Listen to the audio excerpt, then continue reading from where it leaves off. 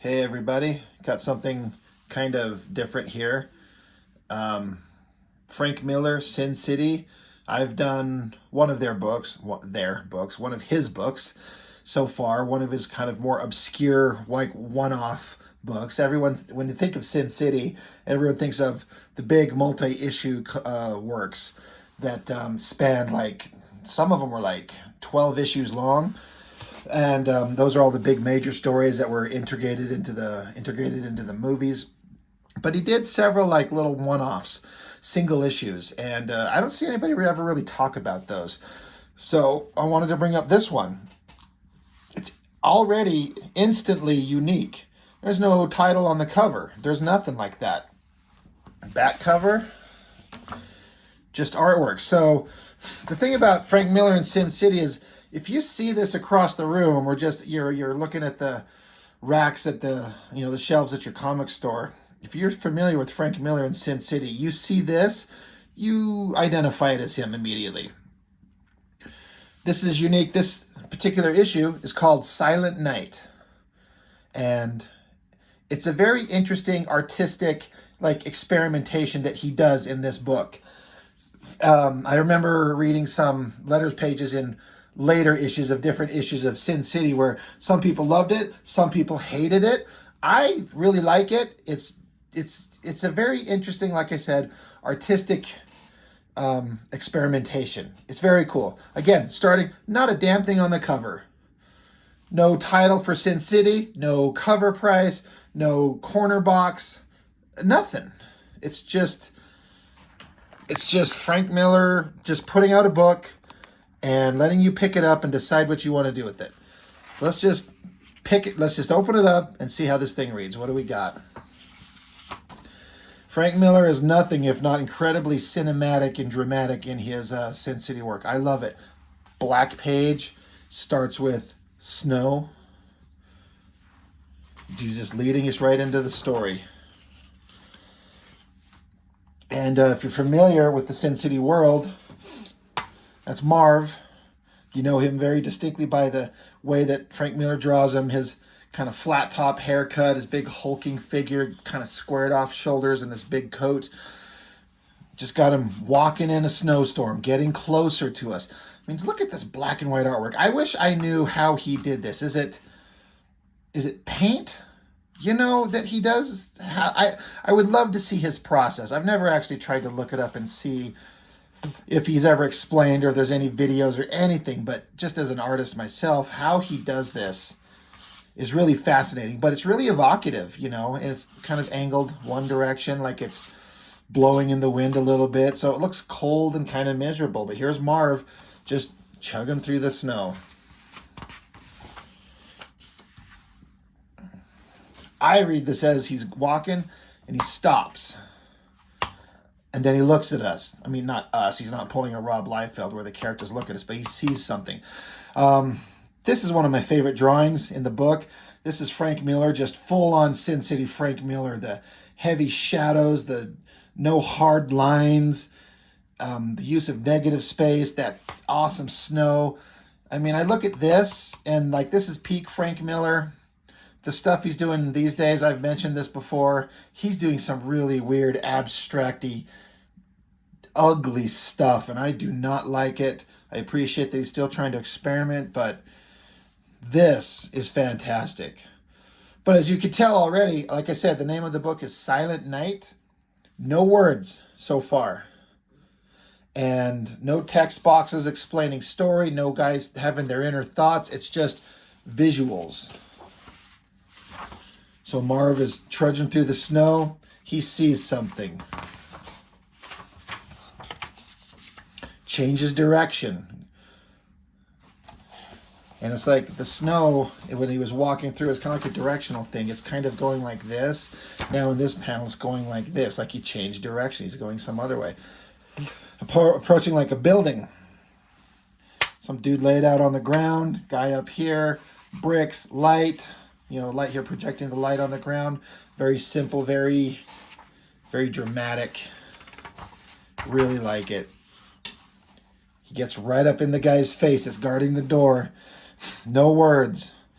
And if there are words said, we don't get to hear them, but you can just imply that it's just this guy gets that Marv ain't fucking around and lets him pass, and he got that look of fear on his face, like, I may be lucky to have survived that encounter.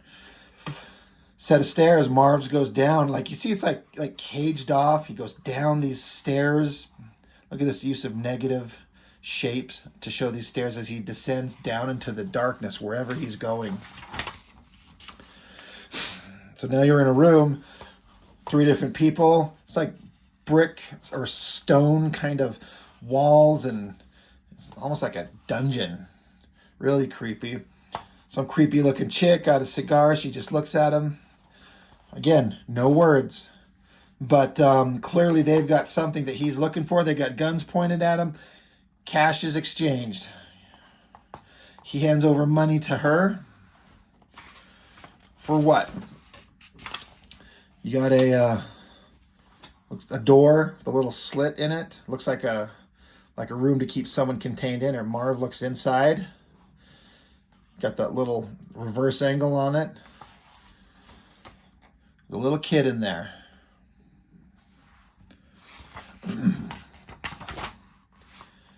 She's just there, wide-eyed, freaking out.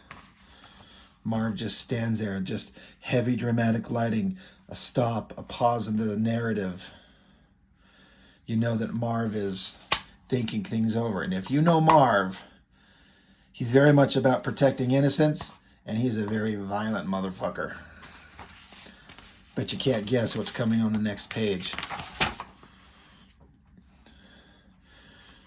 Marv busts out his twin 45s, just takes him down.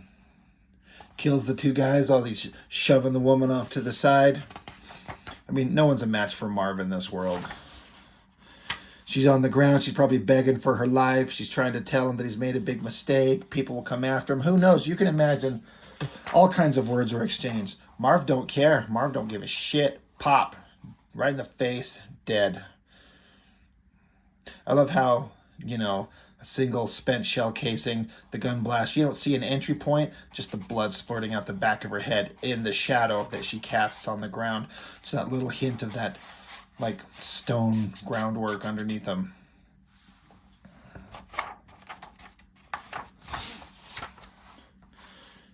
Marv is pissed. Opens up the door, looking at the little girl. And here we get the only lines of dialogue in the entire book. Close up on her, she's kind of freaking out. Marv says, "Your mom has been asking after you, Kimberly. Let's get you home."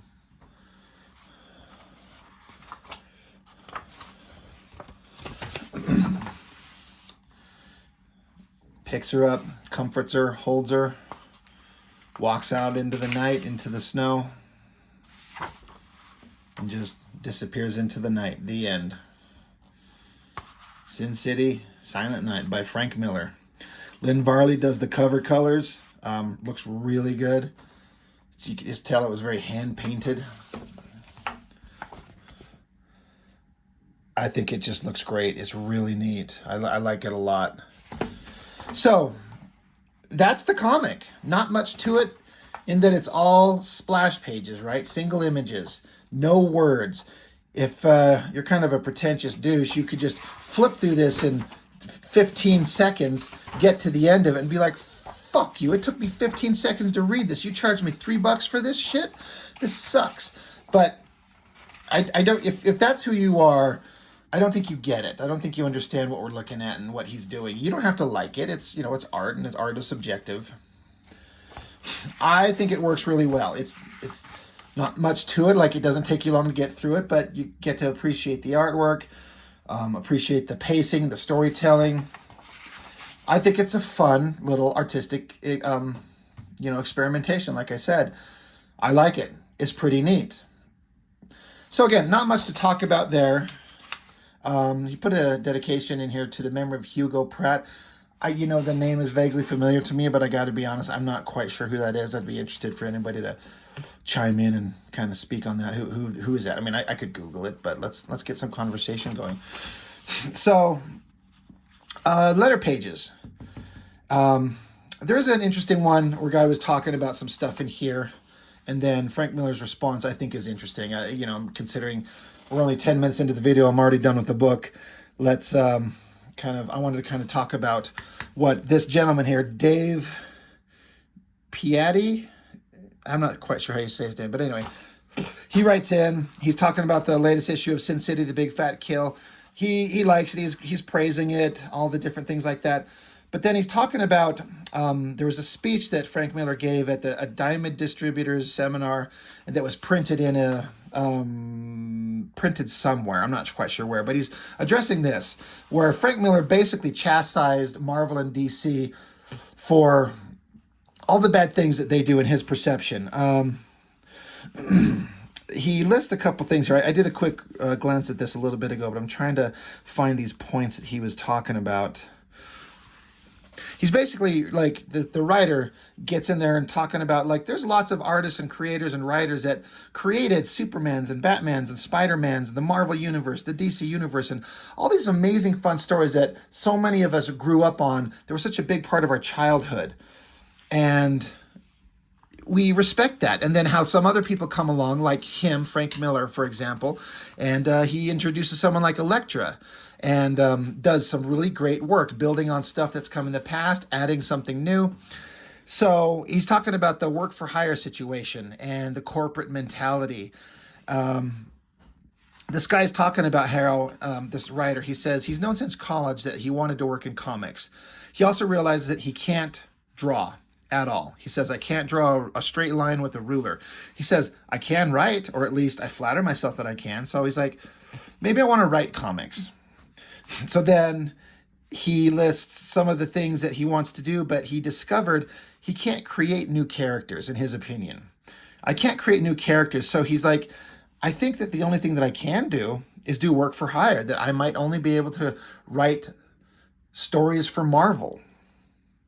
But he's like, if I understand your message that you delivered in your speech, he says, according to you, Frank Miller, work for hire is only going to get me screwed because there will never be any such thing as an equitable for creators work for hire scenario. That's his first point. Second point, work for hire will soon become extinct because more and more creators are learning that there are viable alternatives and leaving the corporate waters in droves. And eventually, when all the top talent has left, the corporations will either have to abandon the work for hire setup or go completely under. Or three, work for hire is something no talented and compassionate creator will want to do any longer than is necessary to establish himself, because doing so helps the corporations to rape the creators who came up with all their characters.